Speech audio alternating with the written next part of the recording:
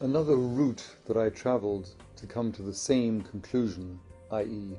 mind maps, was studying different subjects and different geniuses. And I studied neurophysiology, for example, and found that the brain cell looked like a mind map, which was wonderful anyway. But it also worked on the same principles. It worked on linking and associations and transferring and storing images. So neurophysiology tended to confirm that the way that the brain cell and its friends, the other brain cells, would want to note would be in mind map form. The geniuses I mentioned, all the geniuses tended to use the image and some form of association. If you look at Leonardo da Vinci's notebooks, image, image, image, image, image, image, image, and little connections and association. Not yet formalized, not theoretically applied, but the fundamental principles were actually there. I then looked at other people's notes and observed, noted, that the more linear notes they made, the more they didn't like their notes, and the more badly they tended to do, and the more desperate they became around exam times.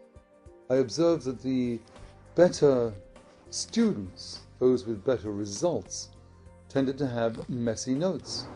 And I thought, something's wrong here.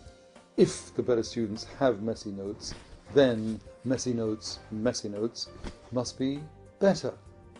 And their messy notes included doodles, little images, again, connections, key ideas, little symbols. And they were, again, not in a structured form, but the elements were fundamentally there. I examined my own process. What did I remember? And I certainly didn't remember sentences, which is how I was making my notes. And I tried to, testing myself, I tried to remember, and I ask you to do the same, I tried to remember 10 sentences of 10 words or more that I had either spoken or written or heard during the last 5 years. And apart from things that I had to remember for study, I couldn't. But I could remember days and weeks and months and years of events. How did I remember them? I remembered them only with images and associations and the senses, the multi-sensory recall of those times. But sentences, no.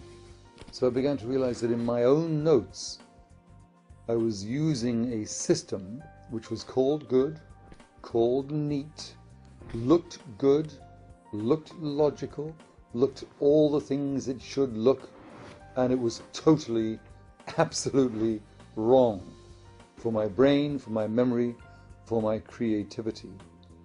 And I studied wherever I could, whatever subjects I could investigate, I began to study. I studied the great poets, especially obviously Shakespeare, and what was his work filled with that made it so memorable, so attractive, so brilliant, so great, so universal. Imagery, associations. Wherever I looked, it was imagination and association. I studied psycholinguistics and discovered semantics and general semantics. What was the principle of that? That every word had its own range of associations, and that in order to communicate and understand, you had to know that fact and be able to understand that people would have different connections around different nodes, around those different supernovas. So everywhere I looked, in every discipline, every path led to imagination, association, the mind map. And the mind map and imagination and association are the human language. They are the language you and I speak. You and I will never meet a foreigner. You'll meet someone who speaks a kind of subroutine different language, called English, called Chinese, called German, called Australian Aboriginal. But you won't meet someone who speaks fundamentally a different language. We all speak the same language. It is the human language. It is imagination and association and the location of those images and associations, and externalized that language is the mind map. The mind map is the brain's fundamental mega language.